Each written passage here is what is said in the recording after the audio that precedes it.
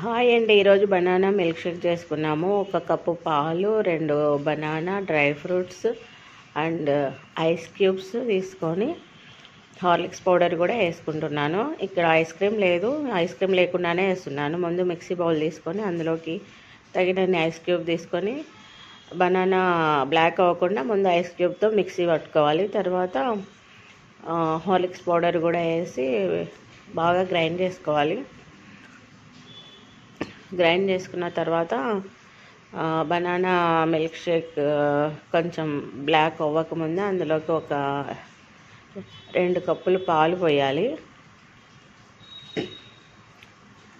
పాలు పోసి మిక్సీ పట్టి మళ్ళీ బాగా కలపాలి. పాలు పోసినాక కొంచెం మళ్ళీ ఏమన్నా బనానా ఏమన్నా క్రష్గా ఉంటేనే మళ్ళీ మిక్సీ పట్టి గ్లాస్లోకి సర్వ్ చేసుకోవాలి. నేను ఇక్కడ 2 గ్లాస్ ఆఫ్ మిల్క్ షేక్ చేస్తున్నాను.